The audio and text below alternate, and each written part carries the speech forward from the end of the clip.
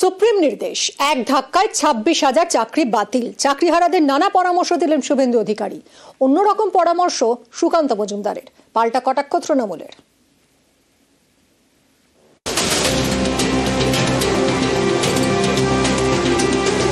School service কমিশনের নিয়োগে দুর্নীতি, সুপ্রিম কোর্টের নির্দেশে প্রায় 26,000 চাকরি বাতিল। চাকরিহারা শিক্ষক ও শিক্ষাকর্মীদের একাধিক পরামর্শ দিলেন শুভেন্দু অধিকারী। অনেক এক্সপার্ট লয়ার বিশেষজ্ঞদের সঙ্গে কথা বলেছি। আমার মনে হয়েছে যাদের ওএমআর ঠিক আছে তারা যদি ন্যাচারাল জাস্টিস চেয়ে ইন্ডিভিজুয়ালি সুপ্রিম কোর্টে আবেদন করেন, নিশ্চয়ই মহামান্য উচ্চতর আদালত মানবিক এবং সহানুভূতির দিক থেকে যোগ্যদের ক্ষেত্রে কোনো সময়সীমা নেই, তাদের চিন্তার এই মুহূর্তে কোনো কারণ নেই। ইন্ডিভিজুয়াল রিট করার অ্যাম্পেল স্কোপ রয়েছে, আপনারা এতটুকু মাথা নত করবেন না। এতজনের চাকরি গেছে, যার মধ্যে অধিকাংশ তারা নির্দোষ। তাদের অভিশাপ এবং তাদের অভিযোগ এখন শুভেন্দু অধিকারী এবং সিপিএম এর লোকজনদের উপরে। বিজেপি এবং সিপিএম এর যৌথ উদ্যোগে এই ঘটনা তো হয়েছে। আপনাদের জ্ঞান দিতে হবে না, মানুষ জানে কিভাবে এগোতে হবে, কি করতে হবে। এবং সোমবার দিনের জন্য প্রস্তুত থাকুন। সেদিন নেতাজি ইন্ডোর স্টেডিয়ামে সমস্ত এই চাকরিহারা তাদের নিয়ে মমতা বন্দ্যোপাধ্যায় বৈঠক করবেন, সেটার দিকে তাকিয়ে থাকুন। और ये इशू मेरे हार्ट के बहुत करीब है, क्योंकि मैंने अपनी जिंदगी का पहला नौकरी इसी एग्जाम देके मुझे मिला था, स्कूल सर्विस कमीशन। मेरे धर्मपत्नी जी अभी भी इसी एग्जाम देकर स्कूल में नौकरी करती है, पढ़ाती है। बंगाल में हमेशा शिक्षकों की एक मर्यादा थी। मेरा एक सजेशन सरकार से है कि आप ये जो योग्य व्यक्ति है जब एसएससी में बैठेंगे, इन्होंने इतने साल पढ़ाया, 16 से 25 साल तक पढ़ाया, हर साल के लिए एसएससी के रूल में परिवर्तन करिए। हर साल के लिए उनको मार्क्स देनी चाहिए, क्योंकि एक्सपीरियंस का मार्क्स हर रिक्रूटमेंट में होता है। मेरा सजेशन एज ए टीचर मैं ये देना चाहता हूं सरकार को कि आप नियम में परिवर्तन करिए। इन सारे टीचरों को जो योग्य थे, जो टेंटेड है, जिन्होंने पैसा देके नौकरी मिला, उनके लिए नहीं, जो एग्जाम में बैठेंगे योग्य टीचर है, उनको रिलीफ मार्क देने की व्यवस्था की जाए। নতুন করে যে পরীক্ষা দেওয়ার যে এই বিষয়, এটা কেন নতুন করে পরীক্ষা দেওয়া বা কাউকে একটু নম্বর বাড়িয়ে দেওয়া, যে বিষয়টা বলছেন যে তাকে 5 নম্বর বা 10 নম্বর একটু এক্সট্রা দিয়ে একটা সিস্টেম করে অর্ডার করে নোটিফিকেশন করে যে 2016 সালের যদি ক্যান্ডিডেট হয় তাকে 5 নম্বর এক্সট্রা দেওয়া হবে, তখনই আবার আইনি জটিলতা হবে। প্যানেলটা বাঁচানোর একটাই রাস্তা আছে, এসএসসি পর্ষদ রাজ্য সরকার বসে ঠিক করুক, তারা প্যানেল লিস্ট করুক কোনটা যোগ্য কোনটা কারা অযোগ্য, করে সুপ্রিম কোর্টের রিভিউ পিটিশন করুক এবং সেই ডেটা ফেলে দিক যে আমরা এই যোগ্য অযোগ্য পেয়েছি, এর বাইরে আর কেউ নেই।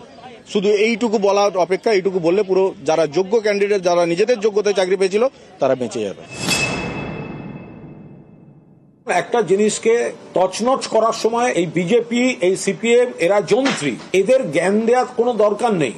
কি করতে হবে এটা মমতা বন্দ্যোপাধ্যায় জানেন। সমস্ত দিক খতিয়ে দেখে নিশ্চয়ই তিনি তার বার্তা দেবেন। যারা চাকরি খাওয়ায় পৈশাচিক উল্লাসে নৃত্য করেছে, সেই বামরামের এখন কোনো জ্ঞান দিতে যাওয়ার কোনো প্রয়োজন নেই। তাদের রাজ্যগুলোয় কি হয়েছে, তাদের পরীক্ষাগুলোয় কি হয়েছে। নিউজ 18 বাংলা। প্রিয় স্যার ম্যাডামরা স্কুলে আসেননি, ছাত্রছাত্রীদের তাই মন খারাপ। শিক্ষকের অভাবে বিপাকে কলকাতারও একাধিক স্কুল। একদম গন্ডগোল করুন, মন দিয়ে পড়াশোনা না করলে জীবনে কিচ্ছু হবে না। আর একটা কথা মনে রেখো, তোমরা হচ্ছে জাতির ভবিষ্যৎ। বাজলো ছুটির ঘন্টা, এই ঘন্টা বাজানোর মানুষটিও আর নেই। সুপ্রিম রায়ে তিনিও চাকরি হারিয়েছেন।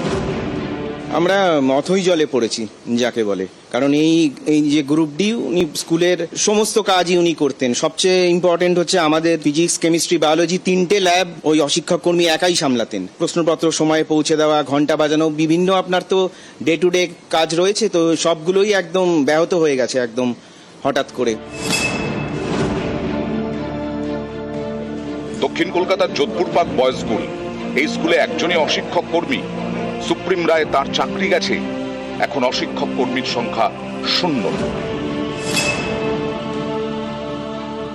আমরা অথই জলে পড়েছি যাকে বলে, কারণ এই যে গ্রুপ ডি উনি স্কুলের সমস্ত কাজই উনি করতেন। সবচেয়ে ইম্পর্টেন্ট হচ্ছে আমাদের ফিজিক্স কেমিস্ট্রি বায়োলজি 3টে ল্যাব ওই অশিক্ষক কর্মী একাই সামলাতেন। প্রশ্নপত্র সময়ে পৌঁছে দেওয়া, ঘন্টা বাজানো, বিভিন্ন আপনার তো ডে টু ডে কাজ রয়েছে, তো সবগুলোই একদম ব্যাহত হয়ে গেছে একদম হঠাৎ করে।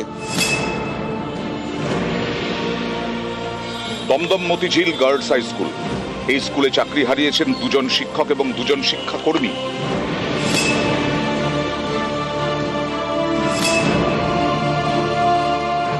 অসুবিধা তো হবে, বিশেষ করে ক্লার্কদের চলে যাওয়াটা খুবই অসুবিধা হবে স্কুলে। শিক্ষিকাদের ক্ষেত্রেও অসুবিধা হবে, কারণ ওনারা আমাদের স্কুলে ইংলিশ মিডিয়াম সেকশনের টিচার ছিলেন, ওনারা কেমিস্ট্রি আর বায়োলজি পড়াতেন। দমদমের আরেক স্কুল অরবিন্দ বিদ্যা মন্দির, এই স্কুলেও শিক্ষকের চাকরিতে কোপ, চাকরি খুইয়েছেন 3 জন। আমাদের 3 জনের গেছে, 2 জন কমার্স সেকশনের টিচার আর 1 জন রাষ্ট্রবিজ্ঞানের শিক্ষিকা। আমরা ইতিমধ্যেই বসবো ম্যানেজিং কমিটির সঙ্গে, বসে আমাদেরকে পার্ট টাইম টিচার নিতে হবে, কারণ ছাত্রছাত্রীদের তো আর ক্ষতি করা যাবে না। তারা অত্যন্ত ভালো পড়াতেন, এরকম যদি আস্তে আস্তে টিচারদের বসিয়ে দেন তাহলে আমরা কোথায় যাব? আমাদের এত ক্ষমতা নেই যে প্রাইভেট স্কুলে দেওয়া। আমরা এটা পূর্ণ প্রতিবাদ করছি।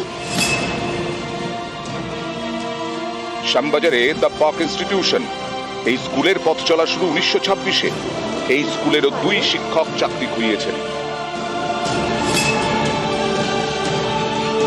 টিচার না থাকলে তো প্রবলেম হয়, সেক্ষেত্রে সমস্যা তো হয়। একজন এইচএস সেকশনের আর একজন হচ্ছে আমাদের নর্মাল সেকশন 9-10। বেলেঘাটার সুরা কন্যা বিদ্যালয়, 100 বর্ষ পার করা এই স্কুলের 3 শিক্ষক চাকরি হারা।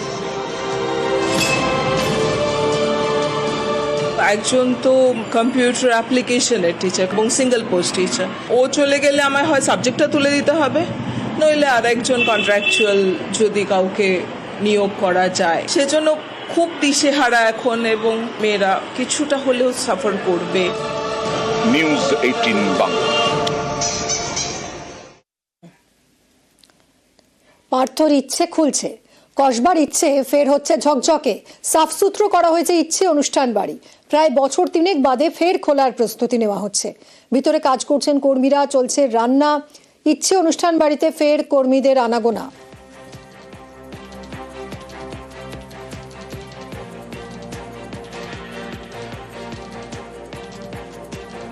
ফের ঝকঝকে হচ্ছে ইচ্ছে। দাদা একবার শুনুন, দাদা একবার শুনুন।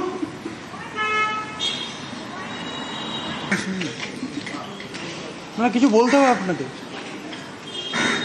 কিছু বলতে হবে না। আপনি কবে থেকে আছেন এখানে দাদা?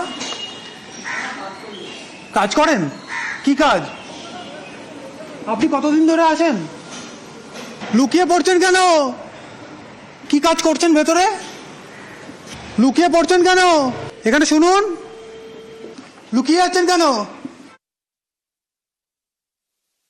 2022-এ পার্থর গ্রেফতারির পরই বন্ধ হয় ইচ্ছে। আদালত এবং ইডির অনুমতি কি রয়েছে? ইচ্ছে খোলার জন্য কি অনুমতি নেওয়া আদৌ হয়েছে? প্রশ্ন তুলছেন এলাকাবাসী।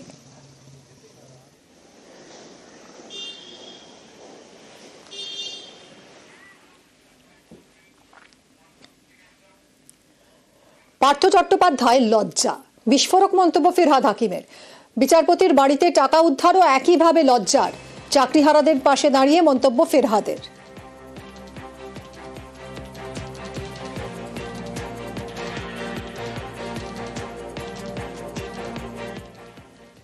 একটা হচ্ছে যে যেটা টাকা বেরিয়েছে, এটা আমাদের জুডিশিয়ারির পক্ষে, সবার পক্ষে অত্যন্ত লজ্জার। যেরকম পার্থ চ্যাটার্জিটা লজ্জার আমার, সেরকম জুডিশিয়ারিটাও লজ্জার।